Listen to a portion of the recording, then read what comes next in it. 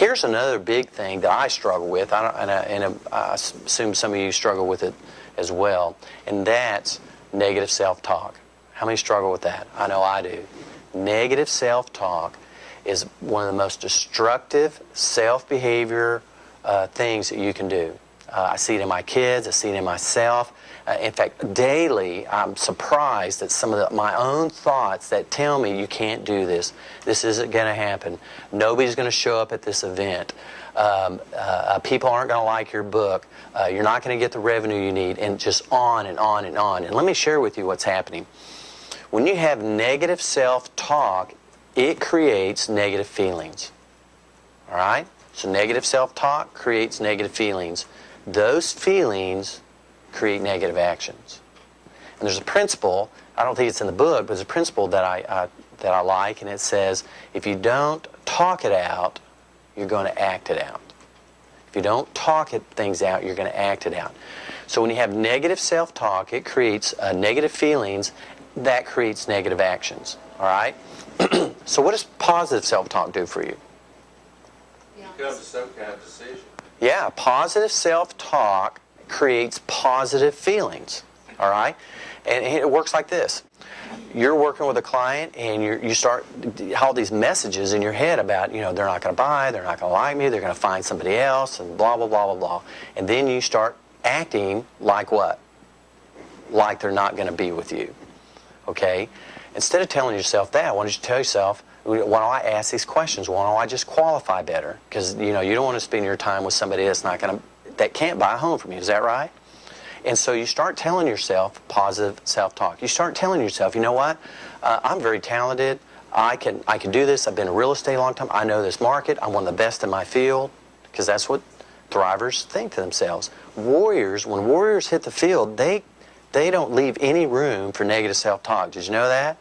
They're seeing somebody coming at them, and they're not thinking, I'm going to die. I'm going to die. And you're going to die. You know what? They're thinking, I'm going to take you down. Come on, I'm going to take you down. And just that attitude helps them advance in their field and advance in their day. So positive self-talk creates positive feelings. And when you have positive feelings, how do you act? It changes your actions. Okay? Here's another one, negative self-talk. I remember Susie and I went out to call on a client. When we called on this particular client, she actually set the appointment up, and we got out to this particular location. The parking lot had grass grown up in it. It wasn't well maintained. It was an older part of Tyler. The building looked like a bomb shelter from the 30s or something like that. And as soon as I showed up, I said, Susie, I said, this is a waste of what? Our time. And I was going off what? Very little information. And that information was telling myself a story, and that's what we do. Whatever we see and hear, you're going to tell yourself a story. Okay? Whatever that story is, we turn that into an absolute, and then that becomes our reality, and we act to that reality. So I said, Susie, this is a waste of time. Who are these people? They don't have any money.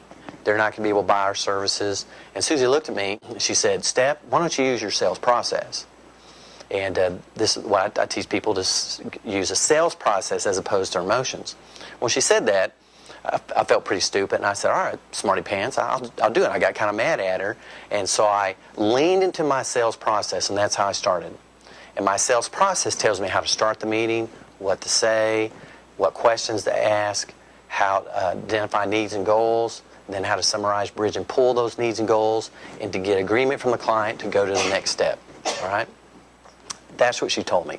So as soon as she said that, my mind got focused on positive things. My mind got focused on my plan.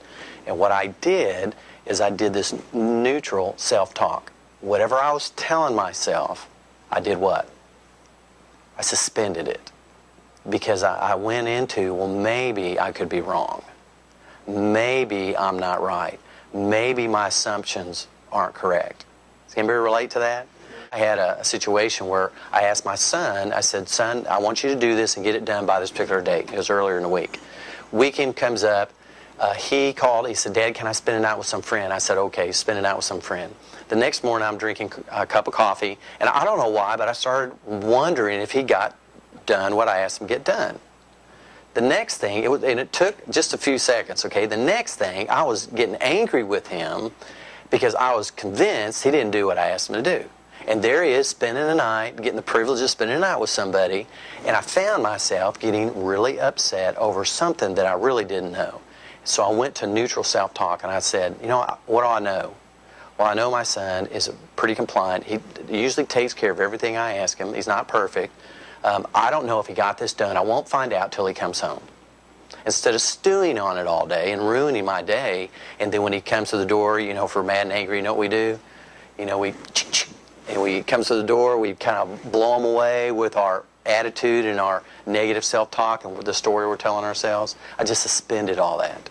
I had a great day. My son came home. I let him get his stuff in his room before I actually, you know, jumped on him. And then just in passing, I said, hey, son, I said, did you take care of this situation? He goes, yeah, Dad, I took care of that about 4 days ago. And I thought, wow, I'm so glad I went to negative self-talk that I just neutralized what I was telling myself. And that's what this means. Positive self-talk creates positive feelings, creates positive what? Actions.